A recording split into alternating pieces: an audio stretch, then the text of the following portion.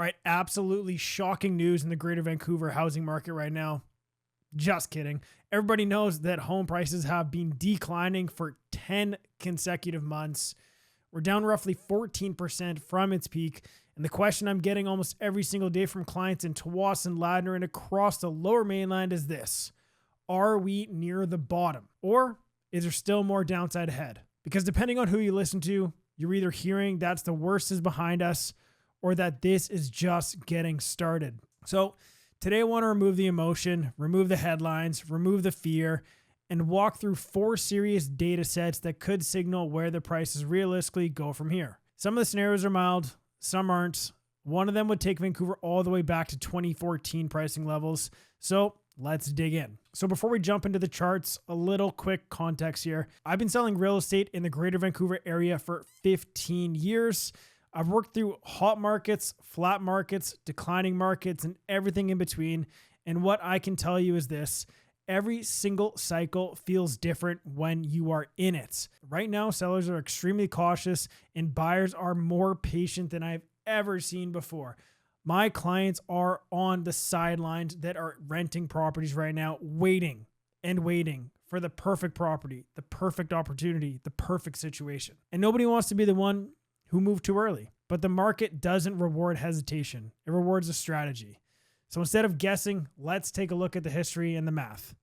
First data set, Toronto versus Vancouver. Historically, these two markets move almost in unison. For nearly 20 years, their price trends mirrored each other. Yes, Vancouver had the 2016 spike driven largely by foreign capital inflow. Yes, the foreign buyers tax changed dynamics, but by 2020, the two cities had basically aligned. Now, fast forward to today, Toronto is down roughly 27% from the peak, whereas Vancouver's down about 14%. So this is a meaningful gap. So the logical question becomes, does Vancouver catch down? Do they match the correction that's happening in Toronto? That would be another 13% lower than the peak. I mean, I don't realistically think that will happen. I don't think that we're ever going to be on par with Toronto for the next 12 to 24 months, but we don't know. That would bring the average home price to roughly $915,000, essentially wiping out most of the pandemic-driven gains. Now, is that prediction? No. But historically, these markets tend to converge over time. And when you see the divergence, you have to ask yourself why. Is Vancouver stronger, or is it just lagging behind what's happening in Toronto? That's scenario 1. Scenario 2, let's zoom out a little bit further. Let's go back into the 1980s. Detached homes peaked and then dropped roughly 36%. Condos dropped over 30% as well. This correction happened during double-digit interest rates in a severe recession. Every boomer talks about, it's not so bad. Your interest rates aren't that bad. We were paying 18 to 22%. Home prices were also $80,000, less than the deposit that most people are putting down on a condo. So are we in that environment today? No. But here's the important part. Vancouver's real estate is not immune to large drawdowns. We sometimes talk about this market like it only goes one direction. History definitely says otherwise. If Vancouver experienced a 20% correction from the peak in this cycle, that would bring average pricing down to roughly $850,000. That'd be absolutely wild and definitely meaningful. That would feel absolutely painful, though, to people that got in the market during the pandemic. Like, basically, all their equities wiped out. Their down payment that they put down is technically $0 at this point. I don't think it's very likely, but it would not be unprecedented. So the real question is, do we have macroeconomic conditions to justify that kind of a decline? Because big drops require massive pressure. So let's talk about affordability.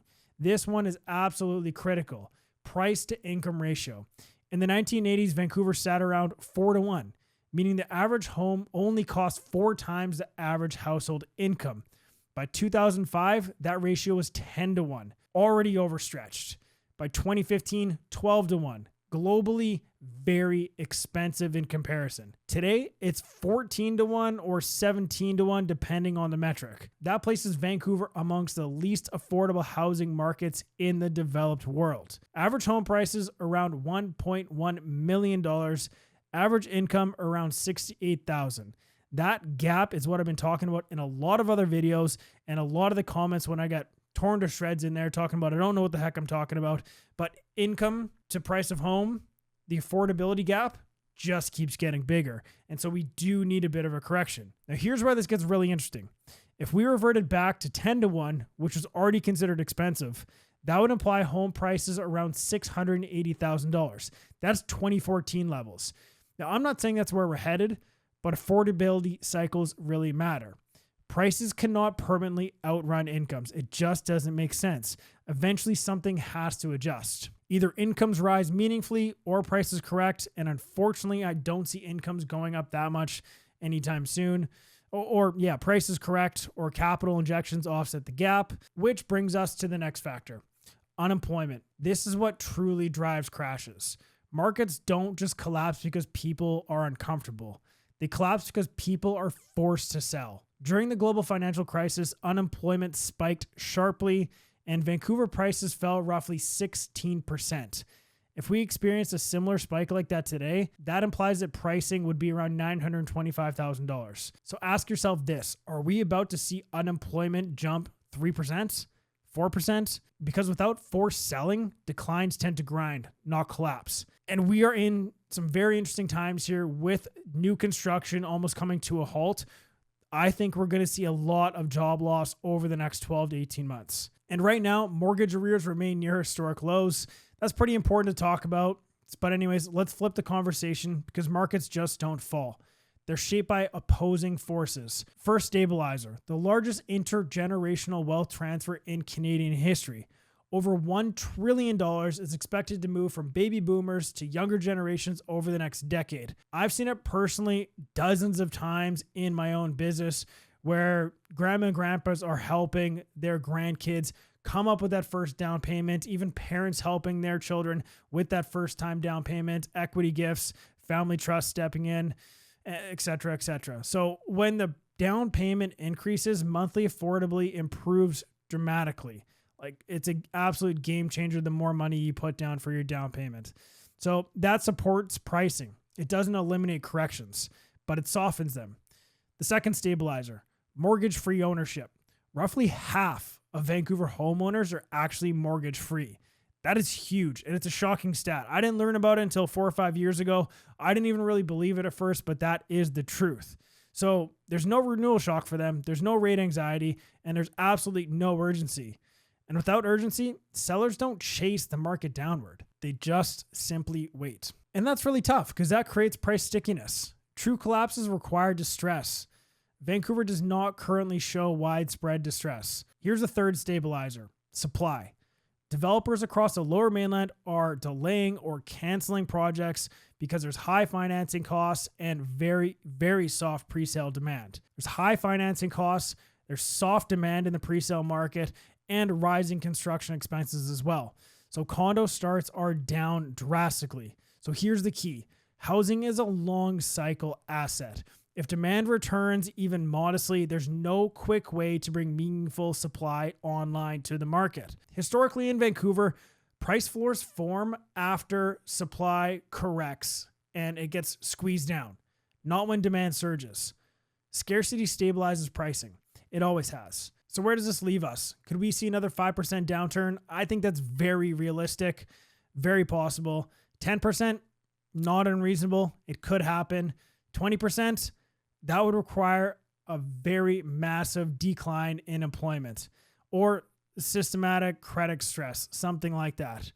Right now, what this feels like is a grinding recalibration, not a 2008 style collapse. Momentum is negative. Confidence is very fragile right now. Buyer sentiment out there is super low, but I have seen an uptick in first-time home buyers. I think that's a very important metric. And I'm talking to mortgage brokers daily, and they're seeing a lot of new applicants coming in their pipeline as well. So that's definitely a positive in the market. But we haven't seen forced liquidation. That remains very limited. So that's just foreclosures. There's not a lot of them coming up right now. And in real estate, forced liquidation is everything. So here's what I'd tell you if we were sitting at a kitchen table. If you're selling, you should probably price ahead of the current market, not behind it. You're literally shooting yourself in the foot every time you say, let's go $50,000 or $100,000 over the recent comparable sale, because you're just going to sit on the market. You're not going to sell. And if you're buying, Focus less on catching the exact bottom and more on buying well relative to current value. Timing perfection is almost impossible. It's just like the stock market, but positioning intelligently is where it matters most. If you live in Greater Vancouver, Ladner, Tsawwassen, anywhere around me, if you want to understand these macro trends mean specifically for your home, reach out, because micro markets behave differently than headline averages. And strategy matters more in shifting markets than it does in hot ones. I generally love to hear your perspective. Do you think we're close to the bottom, or is there more downside ahead?